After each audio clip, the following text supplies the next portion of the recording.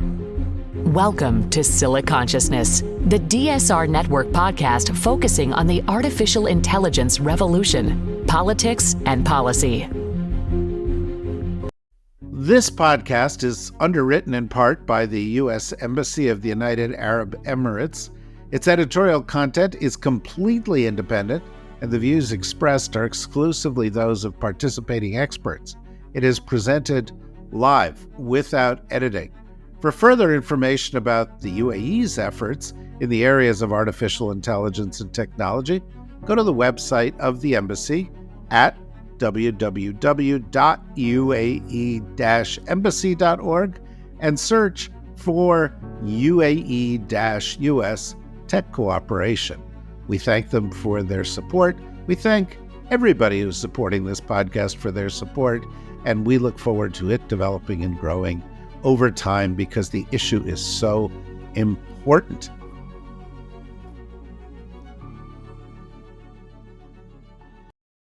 Hello and welcome to Siliconsciousness. I'm David Rothkopf, your host. In this week, we are joined by an old friend of this podcast, one of the first people we ever had on, one of the first people we wanted to have on, Karen Hao. Karen is an award-winning journalist covering artificial intelligence. She writes for publications like The Atlantic and leads the AI Spotlight series, a program designed with the Pulitzer Center that trains journalists around the world on how to cover AI. How important is that? And her upcoming book, Empire of AI, releases this July. So I gather from that, Karen, that you finished writing the book. I finished writing the book. Because the last time I communicated with you, you were like, I can do nothing. I have to focus on my book. And I was deep in a cave, a writing cave. I spoke to no one and nothing. And yeah, it was a process. And it was a satisfying experience? Was it? Did you? And it was one of those experiences where I'm so glad it's over. Yeah, exactly. As they say, the two best days in a author's book cycle are getting the contract and handing the manuscript in. Although even there, so many levels of edits and so forth, it can be very frustrating. Are you done with that stuff? Because if July is not that far off. I'm done. I'm completely done. Yeah. As of yesterday, 2 days ago. No wonder your spirit seems so light. And do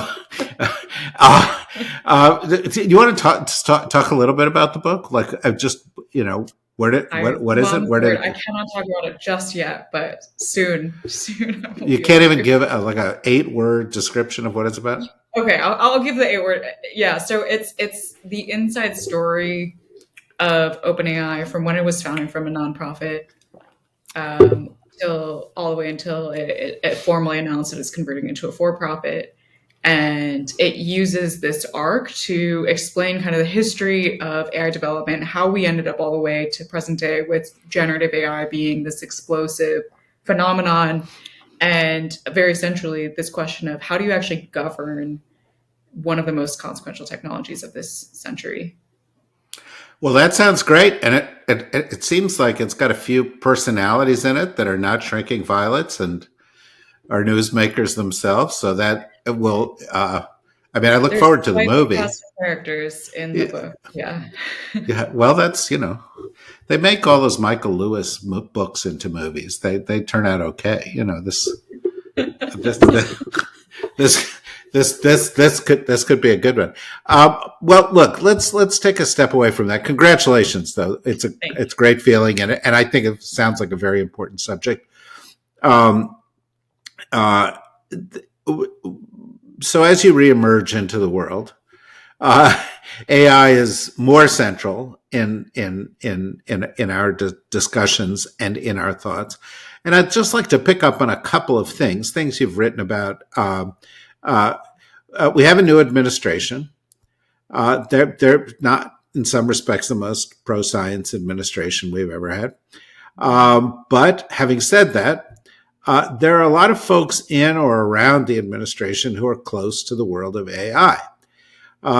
And so in the early days here, we've got sort of two conflicting narratives. One is, AI is the high ground in the competitive battle for control of the world, and sort of carrying forward the Biden thought, we got to make sure the Chinese don't have any AI, and we can't let them get anything. And the Trump continuation of that narrative is, and we've got to own all the world's rare earth metals. We're going to get them from Ukraine, Greenland, Canada, where because we need that for AI. And by the way, he also says, parenthetically, then we'll be less dependent on Taiwan, which, frankly, if I were Taiwanese, I would not find super comforting. But in addition, I'm not sure that logic makes sense, but okay. I totally agree with you. But in addition to that, and I'll stop to talk in a minute, but in addition to that, because there are a bunch of AI folks around Trump, there does seem to be also a move to sort of deregulate, leave the government out of it. And so that seems to be a tension, how is that likely to play out? And I'm just wondering, as you look at it, how do you see that dynamic? Yeah, so I think the Trump administration, generally speaking, has really made a number of steps that will essentially seem to trend in the direction of letting AI companies do whatever they want, completely unfettered. And that does not necessarily mean that we are going to get an abundance of AI innovations in the interest of the public. I think one of the things that I've been tracking for a number of years is not just the impact of AI once it's developed, but the impact of developing AI. There are substantial labor, environmental, and social costs to the development of AI. The environmental are some of the most obvious in that with the particular direction of AI development that the dominant companies have taken these days, which is to bigger is better, like scale these colossal models with all of the data on the internet. You have to build massive computing infrastructure in order to support the development of those types of AI models. And so, President Trump at the second day of his administration, he announced this Stargate initiative, which is a $500 billion private investment into computing infrastructure. Kind of, sort of. Like it's 500, right. It's like, it could be 500. Yeah, exactly. And that is, just to contextualize how insane, if $500 billion were actually spent on this in 4 years, which is what the announcement said, for OpenAI, which is also what OpenAI said the Stargate initiative is for. That is extraordinarily more money than was spent even for the Apollo program. That sent, the first man to the moon. And today, one data center, the most expensive data centers today cost about $1 billion to build. And that's already orders of magnitude more than just a couple of years ago. A couple of years ago, maybe it was $100 million to build. So $500 billion of that kind of infrastructure means 500 data centers around the US that are hundreds of football fields in size, that consume extraordinary amounts of energy, that drink up a lot of water because you have to cool these facilities, that are often located in rural communities that desperately need jobs. But these data centers actually take away jobs because they don't generate jobs, and they occupy a massive footprint, and they consume a lot of resources that would have otherwise gone to other businesses that make jobs. So the Trump administration is trending in this direction where it's allowing kind of the unfettered, these companies to have unfettered access to the land to build these data centers, or to the data that they might be using to train their models, or to coal power plants to power their data centers. But it's not actually going to ultimately generate, I think, broad-based benefit for the public, especially for the most disenfranchised and economically vulnerable communities. Those communities are the ones that are actually going to be suffering quite a lot of damage. Like we're already seeing news reports of coal plants that were meant to retire that are now being their lives are being extended because in service of data center development, and like kids in those communities are suffering higher rates of asthma because of like this extension of the coal plant. So that's kind of what I'm seeing generally as like the state of play for what we've seen the Trump administration's moves mean for the AI industry and how that's going to affect the public. Well, Trump just the other day, our president said during a cabinet meeting that because of AI, we would need to triple the amount of energy production in the United States. And I think one of the interesting kind of underreported stories here gets to what you were talking about, which is there seems to have been this meeting of the minds between the tech bros and the energy bros. And they said, hey, if we go big, you go big. And let's double down on this because it supports drill baby drill, and it supports this idea of tech leadership. And, this is not, by the way, as you know, and I don't think you would be described that we're not an AI skeptical podcast. We embrace a lot of the changes that come from AI. And in fact, are cheerleaders for many of them. But it does seem like this is a pressure point in the current development where there is actually almost more emphasis on building energy infrastructure than there is on building new innovative AI infrastructure.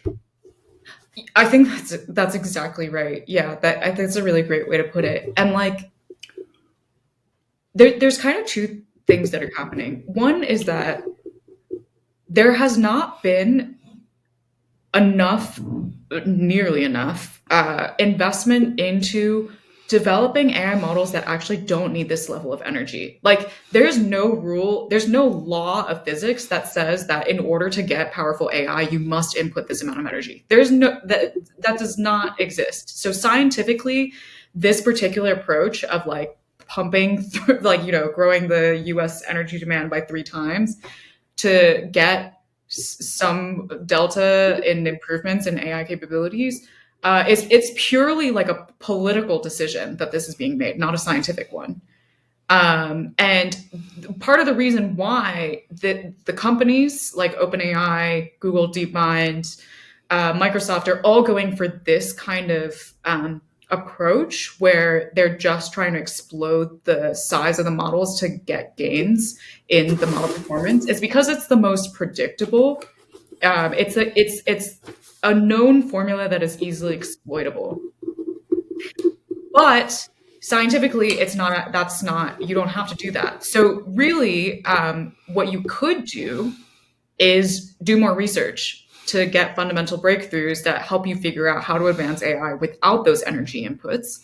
But that's really hard. So companies don't like doing that because you can put a lot of money into researching breakthroughs and you could end up with no breakthroughs. Like science is a hard process. It can take a lot of time. It doesn't fit the typical planning cycles and quarterly earning cycles of business. And so that's part of the reason why we've seen all the companies jump on this bandwagon of let's just scale and keep getting more energy and whatever. So there's been a complete lack of investment in exploring types of AI techniques that would allow us to gain the benefits of AI without just exploding the energy demands. And also at the same time, there's just so much political and economic motive to build up this infrastructure because a lot of people are going to make a lot of money, but not, the vast majority of the American public. It's like a lot of the, like you said, like the energy titans and the tech titans somehow in some backroom deals decided that like, let's make all these deals to rack up a bunch of profit for ourselves. But it's not, like, how is that going to then translate into anything that ultimately the public needs? Yeah, and that's not to speak of the obvious real estate play underneath all of this, but Right. we'll get to that. Sorry, he distracted me. But so in terms of all of this, the United States has seemed to, and this is only slightly snarky, but has seemed to have a program to promote just the kind of research you're talking about. Unfortunately, not in the United States. So the program says, we're not going to let the Chinese get all of this stuff. And the Chinese go, okay, well, maybe we've got to find another way to do this. And so the example that we're citing, all of us today, is DeepSeek. Yeah. But DeepSeek is just the tip of an iceberg because, of course, there is a vast, very sophisticated Chinese infrastructure development industry that is saying, yeah, maybe we'll try a different model, and has some real incentives to try that model. How do you think that's going? Yeah, I mean, that's exactly right. Like when I used to work in tech, I like, we used to say that like necessity is the mother of all innovation. Like, you really need to constrain an engineering problem or constrain a business problem or whatever it is in order to like come up with creative ways of doing more with less. And what we've seen with the American AI industry is that there seems to be no constraint whatsoever. And so that's leading to kind of just lazy thinking, like lazy, that there's sort of a lack of innovation that's happening now, where it's just exploitation of resources to produce some kind of like small like metrics gains on arbitrary benchmarks. Parenthetically, of course, that's part of the way our system works. Because if you're in the hot area, you can raise an unlimited amount of capital, which allows you to throw that capital in a big way at things, which leads to just the kind of sort of sloppy development that we're talking about. Yeah, and it's something that, you know, a lot of people within Silicon Valley talk about all the time, even today, that like it's just so easy to float and not actually develop real technology or a real business model. You just float on buckets and buckets of cash, and that's just the glut of the downfall of having glut, a glut of capital, glut of resources within an ecosystem. And on the Chinese side, what's been happening is they've been dealing with significant amounts of constraint. There's already capital constraints that are, you know, there's less money to be thrown around in the Chinese ecosystem than, you know, the Silicon Valley one. But there's also this huge one, the compute constraint, which is that the U.S. Commerce Department at some point in 2022 decided to lead the charge on just preventing Chinese companies or Chinese researchers in general from getting access to the most bleeding edge AI chips, because those are designed by American companies. And so they used export controls to clamp down on the ability of China to get access to those. And so Chinese researchers can't go with the bigger is better approach. They can't do the let's just scale and throw as much money and as much computing infrastructure at this problem as possible. They have to become more creative about how do we use a limited pool of computing infrastructure to continue to get the same mileage and progress on AI capabilities.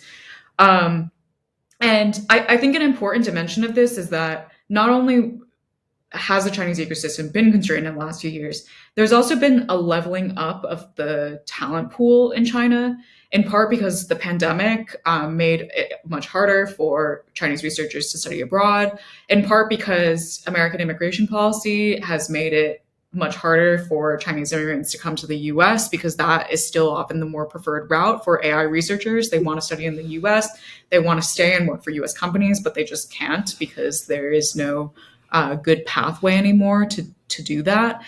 And so there's just a lot of AI PhD students that are graduating that are coming from top tier universities now, like Beida or Tsinghua.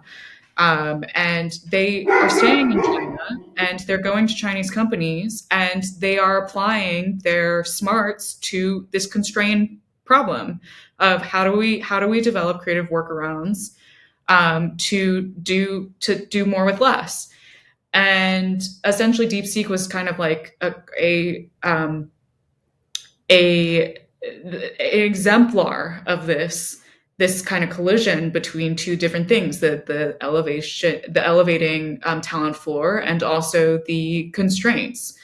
And what they were able to do is essentially reproduce OpenAI's models with almost even better performance in certain cases, but on like a minuscule fraction of the budget, and really showed that you first, like most importantly, that like the approach that American companies have been taking is completely not related to any laws of physics. There's like no scientific reason why they're doing this, and because of like the environment of innovation that was sort of inadvertently created by the U.S. government in China, the Chinese were able to figure it out instead. Well, there's another dimension of this, which is kind of geopolitical dimension of it. Because the U.S. was like, well, we're going to have the cutting edge of AI. We are going to own the AI revolution. Neglecting to mention that the cutting edge required all this energy and was super expensive, and required you to buy U.S. chips. The Chinese come in and they say, well, I'll tell you what, we think that when you look at the rest of the world, they're not going to want to be left out of the AI revolution. And so maybe they'll be okay buying 80% AI. 80% is good. Just as good AI is what I call it. So they'd be like, yeah, sure. Well, and you're sitting in Brazil, or you're sitting in Ghana, or you're sitting someplace else, and you go, yeah, I could get it. It's almost as good. It'll do a lot of good stuff. It's cheaper. It comes with fewer strings attached. Why should I jump through these hoops and become a tool of U.S. foreign policy? Yeah. And it's not even like, it's not even like the governments that are setting these things. It's like OpenAI, because they've done this incredibly expensive approach. They're trying to charge $200 a month for their tool. And Sam Altman has even said like $200 a month for the tool is actually making them lose money. So it's not even that enormously expensive price tag is still not actually making OpenAI back the money that it's pouring into this expensive approach to AI development. And DeepSeek, they developed this thing and then decided to put it online for free. So it's not just, like the US government and the Chinese government each trying to orchestrate who's going to adopt American versus Chinese tools. It's also like, this was a business decision that OpenAI clearly made poorly, and DeepSeek, I guess they're not making any money off of it, so maybe they're also making it poorly. But they were just operating as organizations that are deciding what approach to take, and they're pricing based on their strategy, their AI innovation strategy. And then like other actors globally are going to decide, do I want to pay $200 for the thing, or do I want to pay $0 for the thing? And like, I don't know. And to me, another dimension of this is, that's the consumers. At certain point, the investors have got to sort of wake up and smell the coffee as well, right? So here you've got, for example, Palantir, which is the second most valuable company in the world, or at least the last I checked it was, but it's up there on the list. And when you look at its revenues, it's a fraction of Apple or these others that are actually large, real companies. And so clearly there's a big kind of bubble mentality under at least some parts of the industry, right? What? Under like the entire industry, I really like what Meredith Whittaker, who's the president of Signal Foundation, she says, which is that like the bubble is actually a feature, not a bug of the VC model of innovation. It's like VCs basically make their money off of hype. You have to have a hype cycle to cash out as a VC. And so this hype cycle around AI is just like every other hype cycle that came before, the crypto hype cycle, the whatever other hype cycles. Like there is an absolute dramatic inflation of what money can be made, what is the potential economic potential of these tools, beyond like the actual reality of the matter, that is just enough for enough people to cash out while we're still on the upward swing. And then at some point the bubble's going to pop, but like everyone who was in it to make a little bit of cash has already, made their cash. And I think that's exactly what's happening here, which is like I think a lot of investors actually already know that this is a massive bubble. And in fact, the ones that, like Microsoft has actually, Satya Nadella has recently started really downplaying the potential and the impact of AI, because they're one of the few investors into this technology that actually they had to lay down data centers, and you can't take that back once the bubble pops. And so they're the first to kind of start turning around and being like, wait a minute, maybe this technology hasn't been showing us as much potential as we thought it would to justify this degree of expenditure. And so he's like backpedaling and being like, we're being much more fiscally responsible with our expenditure now. We're not going to we're capping how many data centers we're building, so on and so forth. But anyone that's an investor in this that isn't, literally spending money on physical infrastructure, that's kind of just riding on these bubbles, they're happy to continue riding on it because they don't lose anything. Yeah, look, I mean, I find myself being able to go off in the tangent that we've just gone off on for quite a while, and it looks like, that's kind of negative on what's going on in AI. Of course, I also personally have the view that AI is part of a big transformative revolutionary development in the way that we work in the world, and that it's kind of could be industrial revolution scale. It changes a lot of things that are happening out there. But I guess the point is that all that promise is out there, but it is not going to be entirely harvested by 4 companies, right? It's not going to be entirely harvested by one company. If it is horizontal, the best AI diagnostics company in the healthcare sector, or the best AI education company, or the best AI transportation security company is really where the action is going to be. And it's going to be not about, sort of raw AI, we got to AGI first. It's going to be about applied AI. How do we translate it into monetizable model? Does that sound right to you? Yeah, and I would add yet another dimension of this, which is like what you were saying, the raw AI versus applied AI. There's another category, which is like, what kind of AI is it as well that you're applying? Because like the type of AI that companies are head over heels investing in right now, which is the AGI. I hate that term, but the AGI, or like the generative AI, the huge models that they call foundational models, like that is not actually the type of model that has shown to be transformative in healthcare.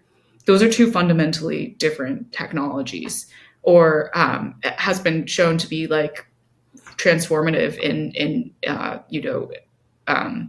other types of industry, whether it's integrating renewables onto the grid, or in improving manufacturing. Like generative AI is a particular type of AI technology that thus far has had some interesting applications, but not the types that we consider to be like industrial revolution type transformative. I agree with you, by the way. I do think AI will be incredibly transformative, but just not any of the AI that we have today, that we're investing in today. Right. And why should it be, right? Because, James Watt did great thing by inventing the steam engine, but that was not where the Industrial Revolution took us, right? It went in other directions, and we have to wait and see what those directions are. Things like AGI, there is a huge component of what I like to use the technical term chutzpah at the middle of all of this, because, there are people saying, well, we're going to be able to do what a human brain does in 4 years. And it's like, you don't even know what a human brain does. The human brain is the most complicated thing in the universe, literally more neurons than stars, and we don't know how it works. But Yeah. almost all the work in AI has focused on logic and reasoning, and almost none of it has focused on creativity, emotion, or other of the things that color how our brains work. And so if you are trying to create creative models of AI, or if you're trying to mimic human reasoning, this is a tiny slice Yeah. of what's necessary to do that. Anyway, that's my view on it. I don't know what yours is at this point. Yeah, well, I also think it's like, why? So I completely agree. We don't even know what human intelligence is. So how is it that people are so confident that they can recreate it without any scientific basis for like understanding the thing that they're trying to recreate? But the other thing is like, technology is meant to help and support people. It's not meant to replace people. And if you're trying to literally recreate human intelligence, you are on a human replacement project. Like, there is no way around that. Like, companies have tried to pretend that that is not what they're doing, but that is what they're doing.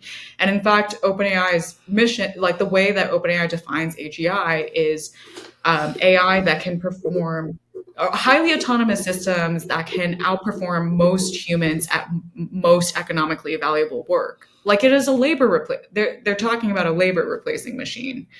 And how is that going to be beneficial to people when it's just going to make a lot of people go out of jobs versus AI technologies that are assistive tools in support of humans doing their work, like things like medical diagnostic systems, where you can use AI to diagnose certain types of cancers at a high fidelity. And studies have shown that when a well-trained radiologist or doctor uses that tool in conjunction, that you get, far higher results than the doctor or the AI operating by itself.